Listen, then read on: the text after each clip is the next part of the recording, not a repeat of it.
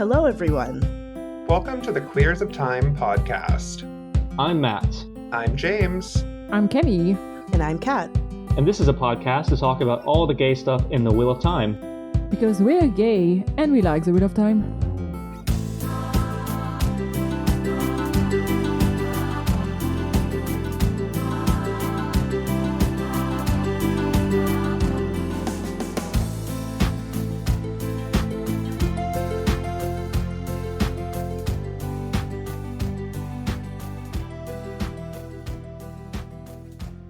As always, thank you to Lurks, our feral venerator of Turbine. Thank you to Travis for the help with the transcriptions. And thank you to Kevin for the promo videos. So, we have been waiting for years, it seems. Some might even say decades. We've gone through default Rand, counting the days up and up and up until infinity, and we have gone through God knows how many Twitter of Time spats about waiting. And being happy about waiting and being sad about waiting. And we've gone through so many things, but finally we have Trailer Guide on. It's finally here, and it's sort of queer. It's better queer than the first trailer we got. And that's what we're going to talk about today is the trailer and break it down, take our thoughts on it. Kat is going to be absent, but we're going to get a few of her thoughts too, because we want all of our hosts to have their thoughts heard on this. Also, Kat is one of the two cool kids of the podcast that received messages from the Wheel of Time account, and therefore their opinion matters more than anybody else's in the fandom. Okay. I actually take it as a point of pride that the Twitter of Chaos knew that I didn't really want to receive any messages because I was so busy yesterday, so I feel seen. Yep. It was specifically not about you. Uh-huh. I'm just assuming that nobody knows exactly why my account is full, so... I'm just saying, if you're not a cool kid, then... I've never been a cool kid. I don't know what a cool kid is. Since we're going to be talking about the TV show, this is also our first Quiz of Time episode since the beginning of the SAG-AFTRA strike. For anyone who doesn't know, the SAG-AFTRA is the American Actors Union, with the Writers Guild of America, which is the union for the screenwriters in the US. They are striking to ask studios and networks to pay them fairly for their work.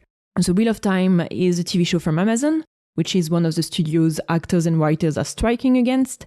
So even if we are excited about the second season and we will keep talking about the show, we want to affirm that we are supporting the strikes and that we are behind the actors and writers fighting for a fair pay. If you want to help them during the strike, there's an entertainment fund that you can donate to, and we'll provide a link to the fund in the episode description. Do we have anything to add? Support the strikers, support artists and creatives, because without them, your life would be nothing but going to a soulless gray box of a building, entering numbers in a soulless gray cube, and going home and sleeping and using sleep as an oblivion to the endless gray nothing that is your life. So, creatives make life worth living, and they deserve to be paid for it. So we will always support human creators on this podcast. Exactly. So, what do we want to start with? I mean, do we want to talk about, like, our gaspy moments, like our most shocking moments from the trailer? Oh, yes. What was your gasp moment? The first gasp I had was Lanfear. Mm-hmm. The bloody birth, I guess. Yeah. Because I wasn't expecting, like, that full body, her hair's down to her ankles. It looks like something out of The Descent. I'm just curious as to, like, where the body came from. And it was the most, like, visually, oh shit moment. Mm-hmm. Yeah.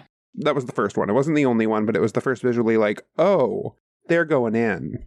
Yes. Like, they're ramping up the horror factor. Which, of course, makes me happy. But yeah, that was my squee moment too. Well, I guess for most people it was a gasp before. That was my squee moment. Yeah. Yeah, seeing... Mine is the Moraine and Swan, because, I mean, this is a very typical answer for me. But there was a lot of surprises in the trailer, but a lot of them that I can, like, quickly explain, or, like, Rand and Logain meeting, not something that I was expecting, still something that I'm going to be very enthusiastic about, and we can come back to that later on. But, like, Moraine and Swan, I like this is clearly a flashback, and I didn't think they would care about giving us flashbacks about them. Right. So this is making me happy, and really didn't think we would get a kiss in the trailer. Right? It was... And I assume it's a cold open. Yeah, same. Probably, yeah. Which means that we get an entire, like, Moraine and Suan cold open. Which is insane. That would be fantastic. Which, I'm losing my shit a little bit about that. Mm-hmm. Yeah, I'll say that, like, I didn't have a particular, like, moment when I lost my shit, because I just don't react that way, which is kind of sad. I would make horrible reaction videos. I will watch something with a straight face and not be visibly reactive and then say, oh, that was really good. I enjoyed that. I'm going to watch it again. That was the best piece of media I've ever seen. That's my dad. I hate that. No, so, like, I tell the story a lot, but, like, my parents, just to segue, my parents gave me a whole sack of Christmas presents once when I was, like, 8 years old, and they said, you were so good this year that Santa brought you an entire sack full of presents. And I opened it calmly, didn't scream, didn't, like, get excited, and then, like, when I finished opening the presents, I looked at them and I said, thank you. And they were so sad because they thought that they had disappointed me, and, like, I was telling the story years later, and my dad was like, I thought you hated that Christmas. Like, what? No, that was the best Christmas ever. I just didn't see the point of carrying on like that. Oh my God. And now you're this dramatic little Victorian waif. Anyways, so my favorite part was basically, like, seeing the production quality and, like, the VFX and the acting. Like, I have to say, I wasn't a huge fan of the song, but I don't care about that. I was going to say, we have to get into the Halsey of it all. Yeah, I don't know what a Halsey is, but, like, as far as, like, the VFX, the acting... This is such a Matt answers. I don't know what a Halsey is. Look, you know me. I know you and I love you. It's a 50-50 shot whether I know who a new artist is. I either have never heard of them or I'm obsessed with them. Anyway. It wasn't Leslie Gore. No. I'm sorry. Or Troye Sivan. They could have gotten Troye Sivan to do one of his orgy songs. Anyways, the VFX, the acting... One of his twink songs? Yes, one of his twink songs. Like, everything was just so... Like, the production quality, it just seems to have really been upped a lot. Despite some people complaining that the weaves weren't colored different enough, I think that they were colored just perfectly enough to make a difference. I'm really thinking that about the weaves specifically. The waves in season 2 already looks more complex than in season 1. Mm-hmm. I wouldn't be surprised if, as we get more and more familiar with magic, it gets even more complex. But even if they don't, I would be fine with what we have in season 2. Like, at least from what we are seeing in the season 2 trailer. It just looks cooler. And you know what? The rule of cool is totally valid. Yeah. It's a visual media. The rule of cool matters a lot. Yeah. I will say the moment that I actually wanted to pause was seeing Celine, like, just against Rand's chest. Mm-hmm. Because that... We agree they're gonna fuck. I don't know if they're gonna fuck. I do think... I just wasn't expecting the Celine plotline, I guess. I mean, I don't blame her for snuggling up to that dragon chest. You know what? I would actually say that, no, I understand Rand. It's the other thing for me. Now I understand Lanfear. See, I think for me, this is the book cloak in me coming out, which always happens when I first see something and I don't fully have, like, the context for it, is, like, Celine is very much like this very young woman, and this is a very beautiful woman that is very older. James is ageist. James hates the olds. I'm just saying that it's less believable from a world building standpoint to have an older woman come in and for you to trust them. There's an inherent, like, power differential that's very hard to overcome. So Rand, being naturally suspicious of everybody, is going to be like, oh, an older woman with dark hair, dressed in blue, it's Moraine, Aes Sedai vibes. Like, it's hard for me to see how he's going to trust her so much that he's cool with her leaning on his chest. The power of the Forsaken Puss. Yep, the power of the Forsaken Puss. Maybe also, like, just a damsel in distress. Right. Because Rand is very much, I'm going to protect the people around me.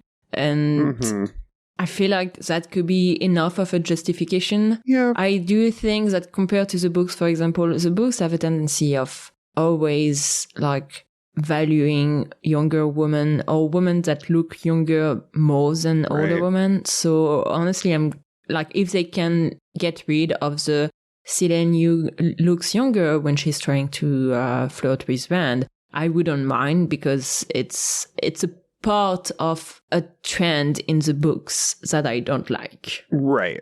Yeah, no, and that's 100% fair. Like, Also, MILFs are hot, so.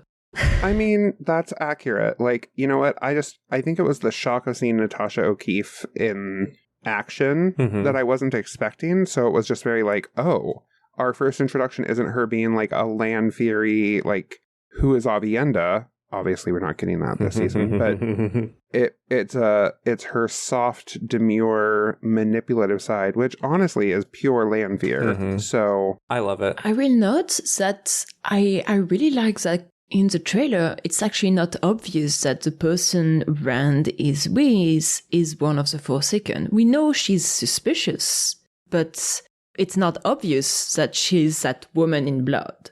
oh my god, yeah. Yeah. Show only viewers, they're in for it. Shown only viewers could really be betrayed by that reveal, and I'm interested about that. Savor That it. makes me so happy. Me too. When I was on the Dusty Wheel this morning, and when Matt Hatch asked me, like, my final thoughts on the trailer, I was like, they're going to go through it. Like, and the trauma, oh, it's going to be good. It's going to be fantastic. Like, that's going to be my favorite part. My little trauma babies. Talking about the trauma, Egwene. Oh, yeah, let's talk about the Egwene of it all. Oh, gosh. Oh my god. I think my favorite still from the entire trailer was of Nynaeve or Egwene weaving that shield. We got kind of that one little promo bit of it, but like the actual shield after it's being woven, and the cool, like, they transition it to a Nynaeve explosion, but you see her. It's such an Egwene moment, and the foreshadowing for later. It also fits very well because not long after, in this trailer, she's talking with Elaine about how you need to like stay and fight. I don't exactly remember what she said, but it's very much what she did there. If our friends are in trouble, why would we stay here or something? Yeah, and it fits her like staying to fight against Damane while Elaine is running away, because yeah, she needs to learn that sometimes you need to run. No. That's what I love about Egwene, is she always fights, even though it's the wrong decision. True. And that's admirable in a dumb way. Like, that's the thing, I'm not saying it's not the wrong decision, it's the Egwene decision. The Egwene decision. It's a loyal, good decision of it all. If our friends are in trouble, why would I ever stay here? Like, give me a line that's more Egwene than that, other than I waited for over an hour in my room for you to apologize from season 1, which was the most Robert Jordan line in season 1. It was a line. There's some very good line in this trailer. There really are. Oh, yeah. I really liked how it ends with Rand saying, "I'm tired of being a spoke in the wheel," and Swan answering, "You're not a spoke boy, you are the water that turns the wheel itself." Yeah. It's a good line. Yeah, that is intense. Yes. I will say, I loved Suan bringing her entire seat to Kyrian. That is so extra. It's so gay. She said, Only a gay. "Oh no, I need my throne." And I don't know if this is like the travel edition Amerlin seat. I don't know if it's like the Pope Mobile type of thing. I don't know. I just love it. And then I also love that there is the Suroth throne. Yeah, the Suroth throne was huge, but like regarding the Amerlin seat, since Kyrian is actually pretty close to Tarvalon, do you think they could have enough travel that there's literally a room in Kyrian that is with Oh, a replica of the Amerlin seat? maybe every like major city has one. Yeah. For when she visits or something. Or something like that. No, because I like the idea of her being extra and carrying it with her. Yeah. Like, that, don't ruin that fantasy. This show is good. It's going to be so extra this season. Like, it's just going to be very extra. It's going to be gay even when there's not a gay on the scene. Talking about extra, like those nails. Oh, yeah. And you clearly, I swear to God, people need to shut the fuck up about the nails, because the nails are clearly things that you can put back on Oh, yeah. and take off. And people were still being stupid about that. I haven't seen any stupidity on Twitter because I've muted so many people that I actually didn't see that much Twitter, like Wheel of Time thing on my timeline today, which makes me feel like probably I should unmute a few people, a few person. But I'm trying to see, because the thing is that I muted a lot of people for like a lot of negativity in general. Because I wasn't in a good enough place that I wanted to deal with that. Now it's like maybe with the season coming up, there's going to be a bit less negativity. I don't know. Yeah. I mostly mute the people who like fight with the constant negative people. I just block the negative people. Or just have like one topic that they talk about. Yeah, just one topic that we talk about. If it's okay, I want to talk about Rand and Logain for a second, because Go ahead. I don't remember that being in the books, and I'm excited. It wasn't in the books. Yes, I'm excited. They did not meet until much, much, much later, like after the Black Tower had been formed. Oh, yeah. I think in that case, I think this makes a lot of sense. I know some people like were saying Logain showing Rand how to be daddy. I think that was S saying that, and I just gotta say I'd be behind that totally 100%. I don't like get a lot of queer vibes from show Rand, but even if it's not queer, I'm like excited to see what they're gonna do. Like, I don't know how he's gonna meet with Logain, Carrion. but I'm excited to Carrion. Yeah, everything happens in Carrion. What happens in Carrion stays there. I feel like Swan is just gonna like bring the false dragon to show him off everywhere. Right, that was my thought, is she is parading him around as a cautionary tale. Yes. Yeah. Or maybe she wants to say, like, the dragon is not, like, we have taken down this false dragon, don't think about the dragon. Yeah. So Rand can go do his thing. But I'm excited to see what Rand and Logain are going, like, how they're going to interact. I mean, if they want to get a little slap and tickle in there too, I wouldn't complain. But I'm mostly looking forward to, like, the story beats of that particular element. Yeah. Yeah, me too. I'm very curious about what Logain is going to do in this season, or if he's just going to be in the one episode, or like this one scene, because I don't think he's going to be doing too much, but what do I know? Which I'm okay with. Yeah. Honestly, I'm fine with that. I'm actually curious also on whether Swan is going to be in one episode or more than one, because she was there a lot more than I thought she would be in this trailer. Yeah, we got several Suan scenes, and I'm like... We got 4 shots of Swan, Yeah. and 4 very different shots, I think. Okay, we had the one where she's so saying you can't control him, the kiss. We have the kiss, and we have 2 with Rand, because I'm counting whenever the camera is changing. Oh, okay. We have one with the room where you see the 2 of them, and one just on her face. So that's 4 shots. Okay. I am curious about the you can't control him bit. Hot take, I don't think Moraine and Suan are going to meet in this season. I disagree. I have no idea.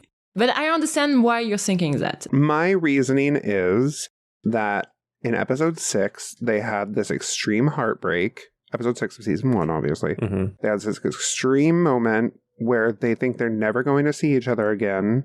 And if we wait just one season for them to see each other again, it's not going to be as impactful. Yeah. Do I think there's a way for them to do it that it would still be impactful? Absolutely. I just don't want it to happen. Yeah. Because I think it would be more painful. I'm torn.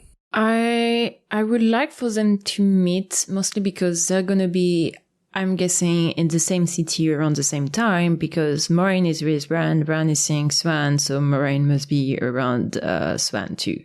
However, a few things. If they meet in season 2, I don't think they will meet in any other season until like way, way, way later if they meet. Yeah.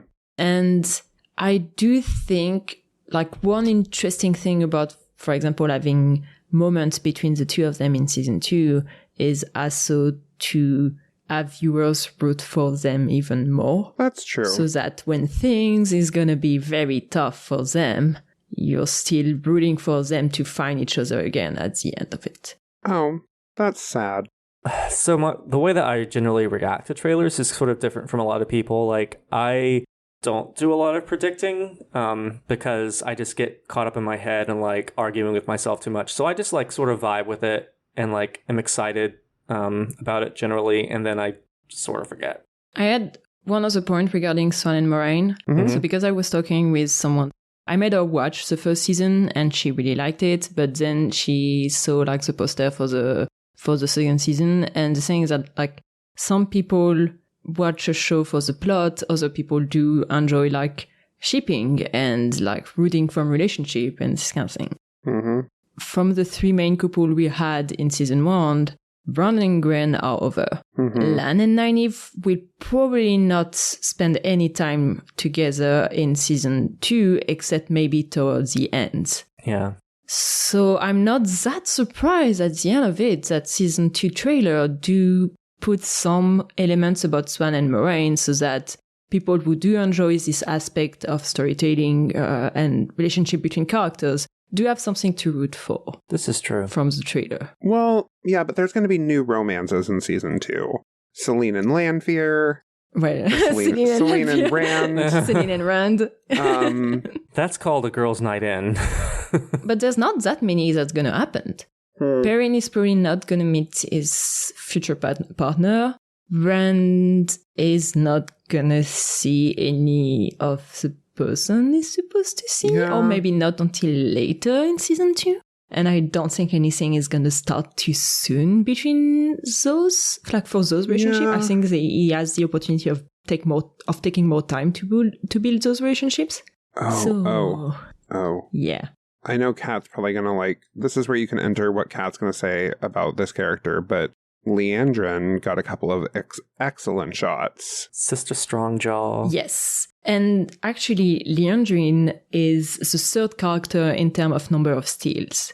Oh. Really? Yes. That makes sense, yeah.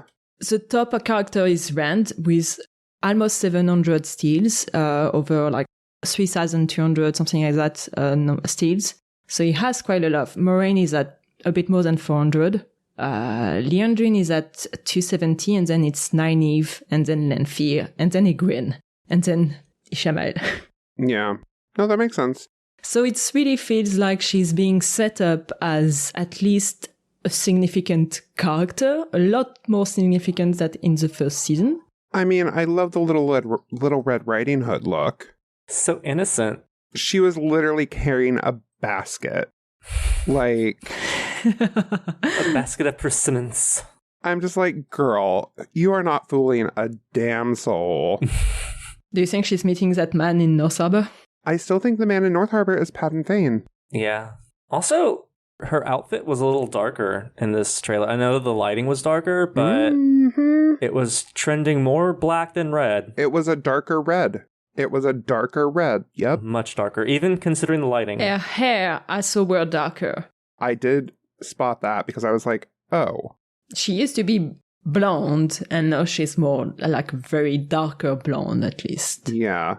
Naughty Leandrin, very naughty. One thing that was, so because since we are talking about Leandrin and then Patton Fane, one thing that I thought about is at the end of the first season, we saw Patton Fane with the dagger from Shadar Logoth. And now the dagger seems to be close to Matt again.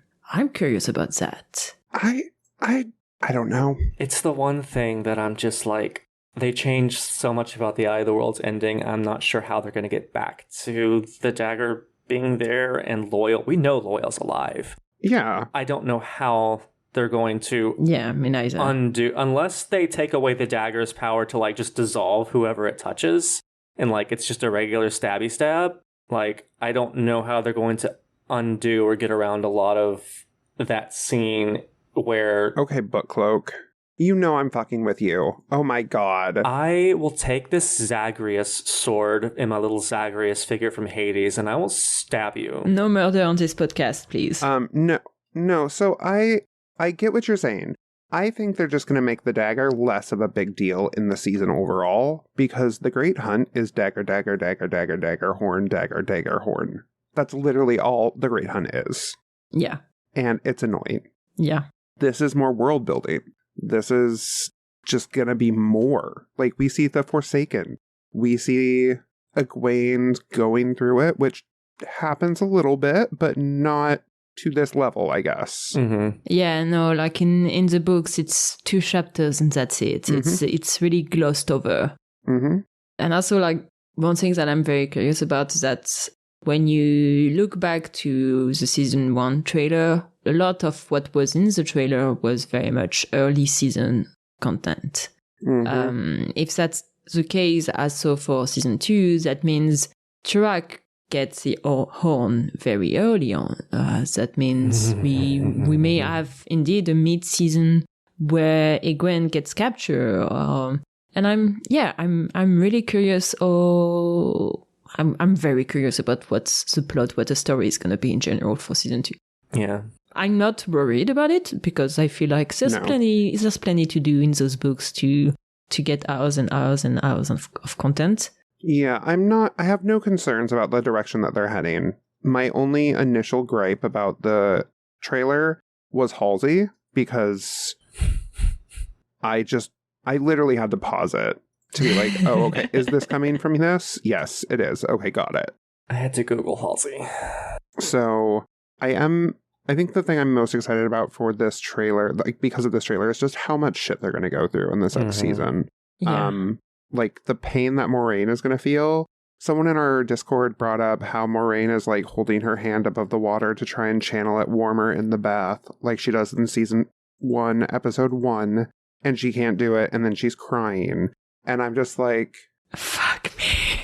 All I feel is pain. I know. I'm just, why in the world would you attack me like this? One thing that like broke my heart in the trailer is when you see like they brought at some point to 6 the light, and then you had a few shots of them being happy. Like you get this kid running, you get Perrin happily running, you get Moraine and Swan kissing, and it's like they could be happy, and no, it's not gonna be like that. They're gonna go through shit. Mm-hmm. Yeah, no, I'm very curious about. There's also a scene where where Moraine is stomping out of an inn that I really loved. That's a nice shot. That's a poster kind of vibe. I want to print it. It was, and I'm curious as to like what this inn is, where they are, because there's like a storm happening outside. It's just a very good shot. Yeah, I love this shot. Matt probably doesn't remember what shot we're talking about, but Sorry, no, I'm looking through other stills, and the Dark Friend social with somebody leading a child away is just, it's like, not now, sweetie. Mommy's in a meeting talking about destroying the whole universe. You just go play with your Trolloc head, and if you're good, we'll go to the toy store after work. Oh no, it was not bring your child to work day. It was not bring your child to work day. That's Thursday. Oops. It was bring your sacrifice to work day. And we are all talking about a child, but for all we know, maybe it's just a petite person. Yeah. And then we will feel like shit, honestly. No, I'm not going to feel like shit. It looks like a child. Mm-hmm. Like, that person is literally half the height of Ishamael. Yeah, even accounting for Ishi's height. Yeah, even, I mean, how tall is Fares?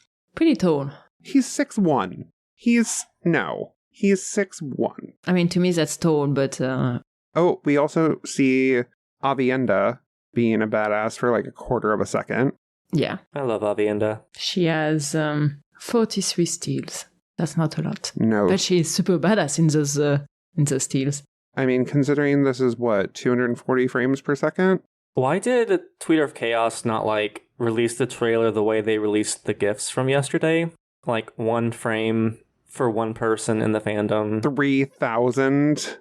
It's possible. Look, if Kevin was in charge, it would totally happen. If Kevin was in charge, yes, it would have gone done by the end of the day. It would have been like a scavenger hunt.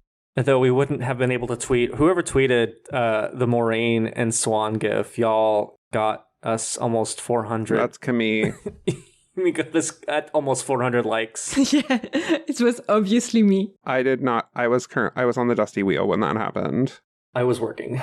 Yeah, because I was watching the Dusty Wheel, and I'm sorry to say, nobody mentioned Swan and Moraine for like a freaking long time. It was... So I felt it was expected of me, so I went somewhere else. But then I don't know whether anyone really dived into it. That's fair. Yeah, I know but like I was surprised they didn't even almost didn't mention Moraine at all in the first hour, I think. Yeah, no, I am Moraine is going through it. It is Moraine and it is Egwene losing their shit this season.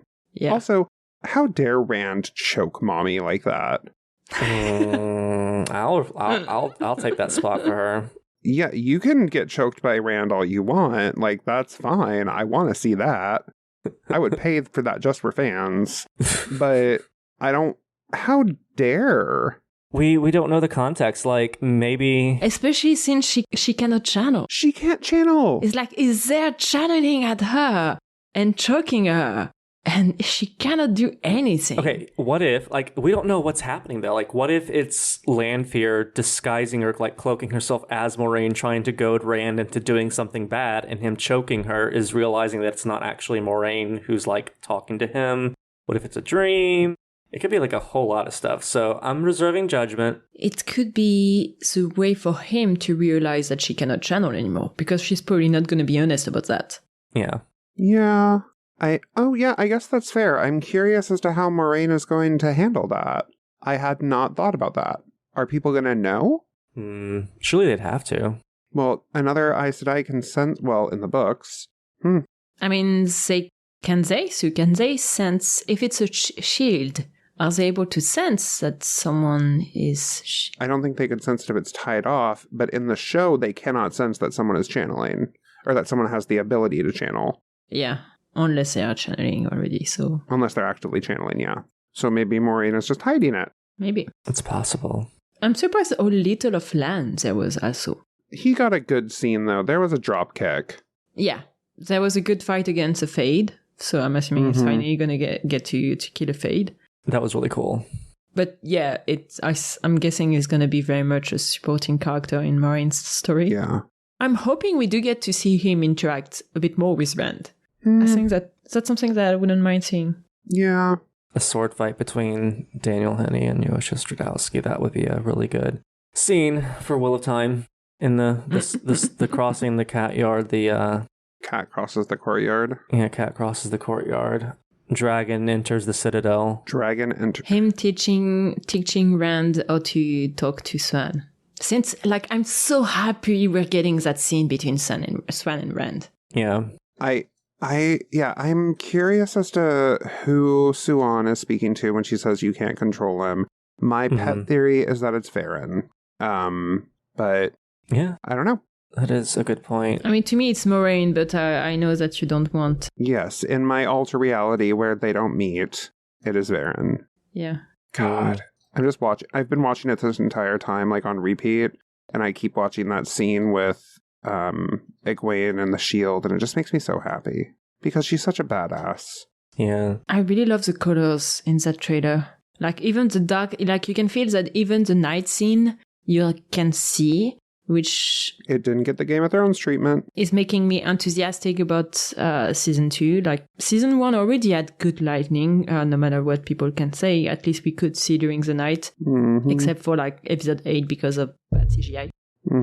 But, yeah, it seems like there's quite a lot of night scene and we can always see without having to change your brightness. And that is nice. People should remember that. Yeah. I am curious about, like, Matt's role, because there was very little Matt. Yeah, there was 3 shots, and he has as many steals as Aviendha. Right. And I'm like, Matt is a main character. Yep. But maybe they're just holding back on that because of the change. So, and that's fine. Yeah, I don't know. I did like what I saw. I did too. I hope we get the quarterstaff scene. I don't know if we will right now. But maybe he's using a spear. Yeah, which I think it's a good change to have him fight directly with a spear. I wonder if they'll let him use his accent. I have been curious about the accents because he has a very thick accent, right? Yeah. So at WatCon, there was a video where I think it was Rosamund, Donal, Yosha, Marcus, and Sierra, and they each said something like a shout out to the Wat. Like specifically, it was a WatCon fan shout out, which is pretty cool. But Donal said that season 2 is going to be great or something, and it was like, damn, that's a thick Irish accent. It was really hot. Yeah. So I don't know what they're going to do for that. I don't know. Like one of my things is like rereading or just reading for the first time Origins. Like I really wished they would have given all the characters American accents, because fantasy always uses British accents. I'm like, come on. Yeah, but like with a show shot in Europe, like for once that we have a show that is not focused on fucking American, honestly, I don't fucking mind. Like, sorry, but like it's always Hollywood, Vancouver, and whatever. Like, sure, fantasy tends to be like, and when you say fantasy tends to be more European, Game of Thrones says not a lot of fantasy out there. I guess that's true. It's how you want to define like fantasy, because I think this has so much more magic in it than Game of Thrones ever did. Game of Thrones was in a fantastical world, but there wasn't magic. Yeah, but like, for example, when you look Marvel, it's always American. That's, well... I'm talking about like high fantasy, like a secondary world fantasy. Like the default accent always seems to be British, and not just British, but like posh. But that's how many... Oh, okay, this is absolutely not posh. First thing first. I don't know, Maureen sounds very sophisticated. I will agree with Camille that it isn't very posh. Okay, well, it is very, like, common. Posh would be like watching one of those... Great British Bake Off. Yeah, or, I don't know, Downton Abbey, or this kind of period. No, I agree with both of you. It just, there's not that many fantasy things out there either. So it's like, yeah, so far it's been a lot European, but at the same time, what do we have as comparison? You have Lord of the Rings, Game of Thrones, Wheel of Time. Oh yeah, I guess Lord of the Rings was American. Lord of the Rings is British. It's English lit. It's shot in New Zealand. No, I'm talking about the, like... Oh, the production. They were not speaking with a British accent. Oh. It was pretty much neutral English. Like, because the thing, like, who was acting in, okay, so also, like, regarding British accent, one thing that is to note is that those type of fantasy show also tends to really much enjoy theater folks. And there's a big British theater scene in London. That is true. There's a very, like, it's not like Broadway, or like, it's not like stage actors in America. Stage actors in America are nothing. Stage actors in Britain, that's a whole nother ball field. I just used a sports metaphor, so kindly go kill me. Sophia Conedo and that last thing she said, this is a stage actress right there. I need to listen to Turok's accent. Yeah. I don't know. Honestly, like, I guess like that's just like a general meta commentary, because like The Wheel of Time was meant to be like America's big fantasy series, like something commenting on like uniquely American experiences, culture, the melting pot, colonialism. Melting pot is everywhere, dude. I don't want to argue about it. I'm just saying, like, it's nothing that I'm like... Yeah, I understand. It's nothing that I'm like mad about, not angry. It's just like, eh. So I understand for the fantasy point of view, but I also don't mind, mostly because as a French person who always hear about Hollywood, everything that comes out of Hollywood, this is kind of pretty much the only thing that we're getting fed on. Mm-hmm. So I like when it's actually not American. And that's fair. I will say I just listened to the accent for Turok, and it was very... I can't place it. It is not British. I guess that's what I want, is I want, like, the Wheel of Time... Like, I want the worlds to reflect the diversity, like, have some British accents, some mainland European accents, some Asian accents, American accents, like South American, like, to reflect, like, that the show covers a global... That's already kind of the case, too, because you do have some Spanish accents. You do have Alana with some... Oh, yeah, Alana has a very, like, South Asian accent. South Asian accent. I feel like it's going to be the case, too, for... And Lan is very American. Rosamund is British as fuck because she can't help it. is a chaotic raccoon, and I love her. We got a big Scottish accent from Megan. Yeah, no, I don't know. Two things can be true, as Kat would say, if she were here. And I suppose I'm also coming not from like the production Hollywood versus other production companies perspective, but like the lit perspective. And I forget that there's like, just because like The Lord of the Rings is a British thing doesn't mean that like the production itself was. Right. Yeah. And Fair's Fair, I don't know how you pronounce his name. Is it just Fair's? Yeah, I think so. I mean, his accent is very not, I don't know what his accent is. Mm-hmm. He's Swedish Lebanese. He's hot is what he is. He's hot. Yeah, he is. He is daddy. I think, no, I'm excited. What are we all most excited about? Like, from the trailer, what scene are we most excited to see the full version of? That's a tough question. The Forsaken being released and Lan and Logain's conversation. Because I really want to know what they're talking about. For me, I think it is Egwene, the initial interaction where Egwene like deals with the shield and then is overwhelmed. And then also I want to see the Avienda fight scene because that looks badass. Yeah. I'm curious whether they're going to be using a lot of like bolt camera like they did for episode 7. That's gonna be the tough thing for them. They put the bar so high with that Aiel fight in episode 7. Yeah. That now they're gonna have to top that all the time. I mean, from the 40 frames of Avienda, it looked on par. It did.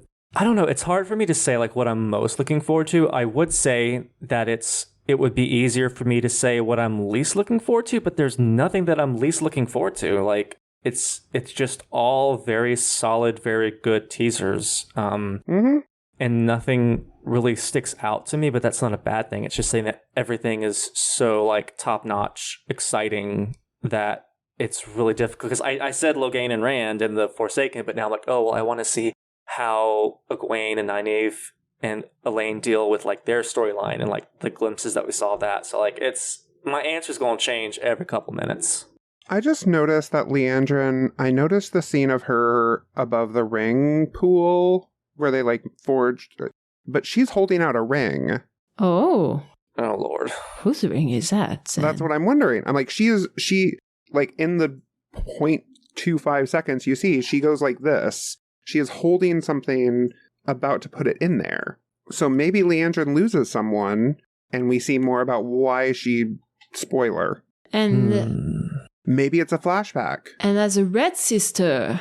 Could be. Because the thing is that right. With the green or the sisters, like when they still have their warder, the warder does that. But if it's a red sister that doesn't have any warder, right, then it could be another red sister to do that.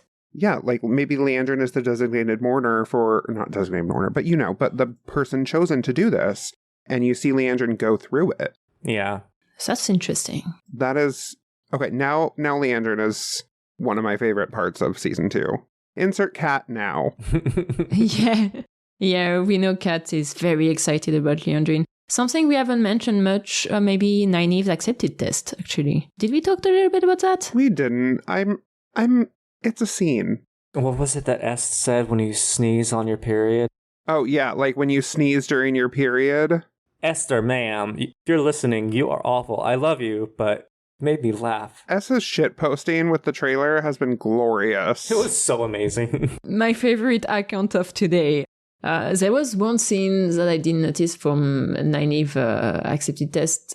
There's one moment where she's clearly in the Two Rivers and there's some Trolloc and she's channeling a bit like what she channeled in the Ways in season 1. The Super Saiyan, because... Yeah, the Super Saiyan thing. And do you even know what Super Saiyan is from? Yes, I do. It's a cartoon? It is from Dragon Ball Z, yes. I'll take it. Oh, you were talking to Camille, not me. Yeah, not you. God. Okay, look, I just assume that when someone is like, do you even know what that is? It's directed to me. No, when it's an American reference, yes. It's clearly to me that James is talking to. It is. I do agree. I think, I don't know. I'm just not, it's one of the things where I'm like, yeah, Nynaeve has her accepted test. Why y'all fangirling over it? Okay. Yeah, I know. I just thought it was interesting to have, like, because I think There was actually quite a lot of stills in the trailers that were either an accepted test or a dream. Rand on a Wheel is definitely on a dream when you consider like how fuzzy the background is. Mm-hmm. We just crossed 800 followers on Twitter. Oh, yay. Nice. While we were recording this episode. Oh, yay. Thank you. It's all thanks to Camille's posting that soiree gif, because that is bringing the Sapphics out, and they are following us. Bring more to the show. Can the Sapphic finally find us? Oh my god, we'll get you a girlfriend soon enough, Camille. Okay, rude. But actually, the GIF, I will mention that I think it's Nervous Pearl that did it literally 10 minutes after the trailer came out, and then it was already on Tumblr at that point, and I'm like, that person is pretty amazing about GIF sets, and her Tumblr account is good, but also painful, because there's a lot of Moraine and Swan stuff, and I'm going through it. Anyway. One thing that was surprised is that there's almost I don't think there's any Alana, Maximin even in that trailer. There is none of them. We did get a tiny shot of Shiram, Liane, and Leandrin in the accepted test. Yeah. Which I'm excited for. I think there's a few moments where it could be Maxim, for example, when Nynaeve is fighting. That is Maxim. But it's never like on the forefront. Mm-hmm. It's not a defined shot. She is doing her warder training to try and work through her block, I think. So while Leandrine is very much present, like, and important to the plot, at least in the beginning of the season 2, I feel like Alana probably is not going to have much in season 2. Yeah, I'm curious as to what that's going to be like. Yeah. Because Alana was one of my favorite bits of season 1. Yeah, I really like her, and even in Maxim. I want more of them. I'm sure we'll get them. Oh, the costumes made me so happy, because I remember season 1 loving the costumes so much, and then the costume designer left, and I didn't know if season 2 would be able to compete. It can. Yeah. It absolutely can. I'm hoping it's going to be the same for season 3 too, because it would be nice to have some consistency, but this shows that even if there's not like from one costume person to another, you can still keep some consistency. Yeah. I will say I didn't care for the blue bathrobes, but that's a minor petty. Yeah, I mean, nothing's gonna ever be like perfect, but like, no. Just like the costumes I was pretty impressed with. Yeah. All right, do we have anything else we wanted to talk about? Not for me. I'm good. I just need to make a gif of Moraine storming out. Yes. I suppose you're with your gift from that. Did you see the tweet saying that apparently What Wednesday is back? Oh, Yeah, I think it's in one of the press news or something like that it's mentioned that this is the first trailer and that we are going to keep getting content every Wednesday until the release. So let's see whether this indeed happens, but that will make recording on a Wednesday evening very interesting, I guess. That's exciting. Incoming news bulletin from the somewhat near future. Just a few days after this was originally recorded. Hey, it's Kat. I just wanted to drop in and leave some of my thoughts and feelings about the season 2 trailer, because it's here and goddamn, it looks good. I'm gonna try and keep this to 4 general things that I just really wanted to highlight. I am sure that it's been talked about already, but I want to say my piece as well. Number 1, obviously, I have to start off with my girl Nynaeve, who looks so cool in the trailer. And I'm so excited to see all of the moments that we're gonna get with Nynaeve in this season. I am excited for her accepted test wish, James. We've had words over this already. We will have words in the future. I'm going to leave it at that. Her accepted test was amazing, and it looks really good. I am genuinely excited to see this. I know it's going to be deeply traumatic for her, but I'm excited for just the visuals that we're going to get from this. It's going to be real good. Just in general, I'm excited to see how Nynaeve deals with being so out of her depth. Like, she is completely out of her comfort zone. I mean, she was kind of in season 1, but at least in, like, you know, as they were still traveling, she still had a semblance of control, I think. But now that she's at the White Tower, all of that has gone out the window. And so it's going to be very interesting to see how she interacts with the novices, how she interacts with the accepted, how she interacts with the sisters, with the full Aes Sedai. It's I don't know. It's going to be real interesting to see how that plays out. Yeah, I cannot wait. I think Zoe Robbins is going to bring some really cool dimensions to Nynaeve as a character, and I'm really, really looking forward to that. Number 2, just how big the world feels. It feels like it's expanded, and this is exactly how it should feel as we get deeper into the series.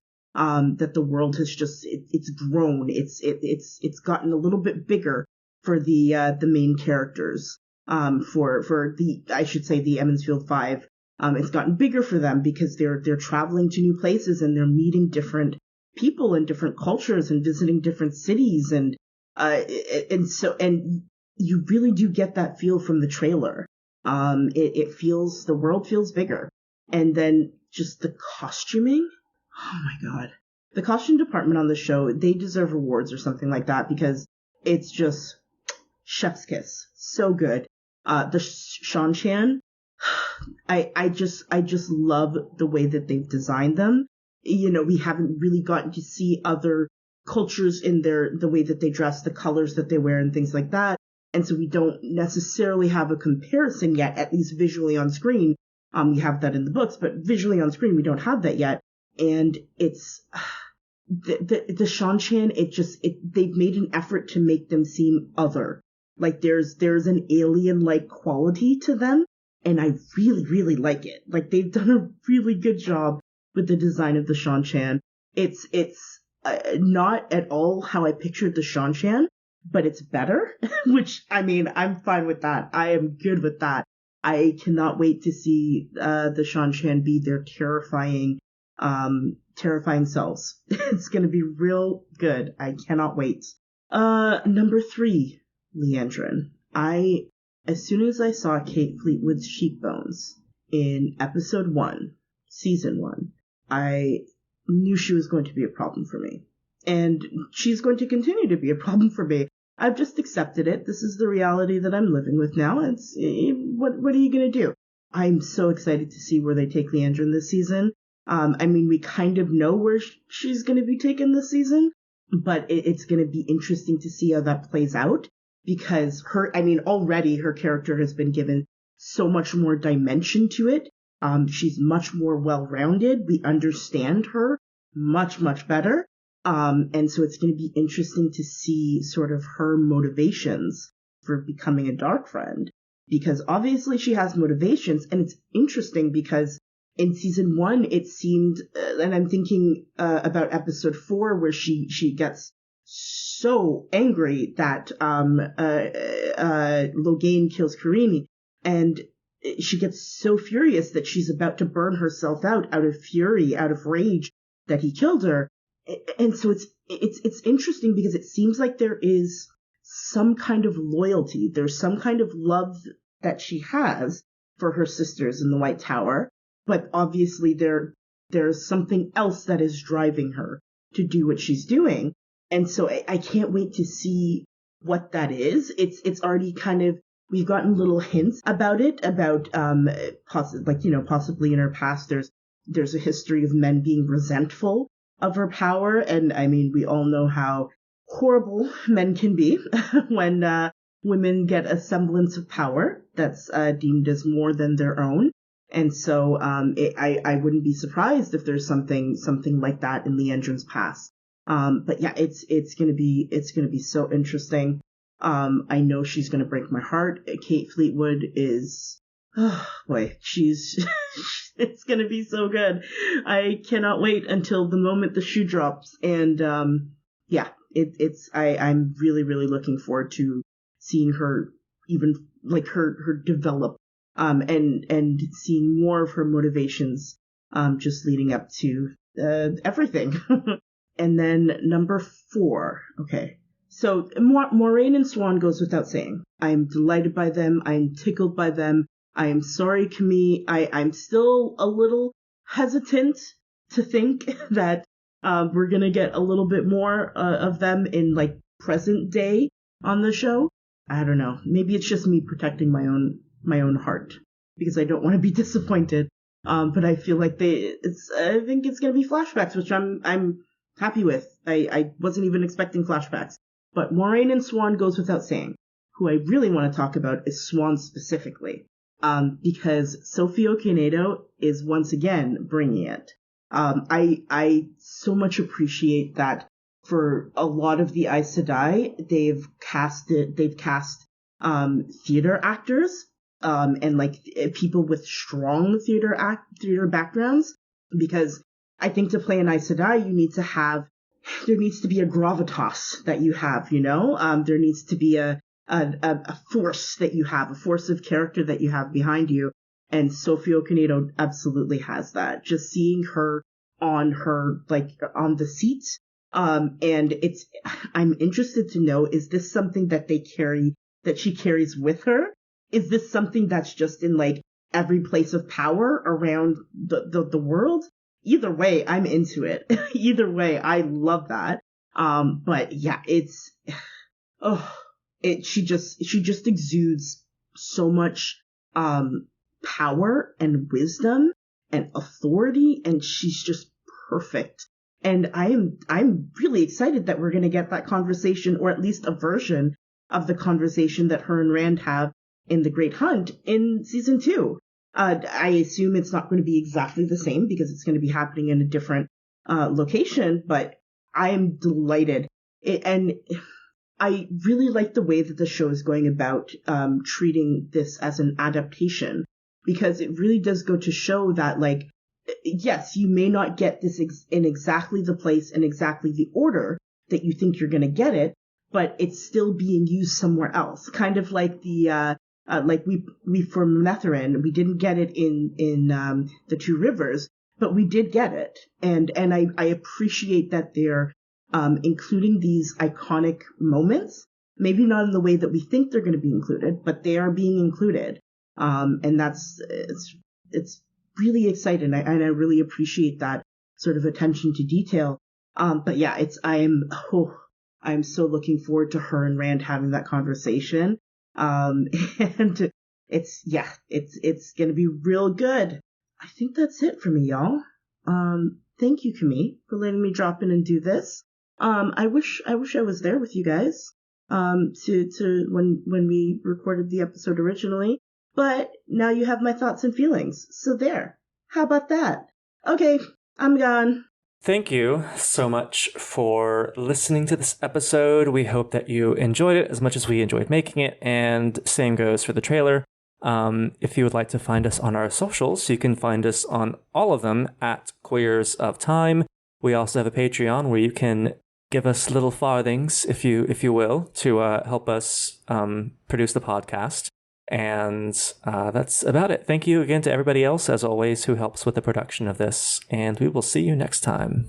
Bye. Bye.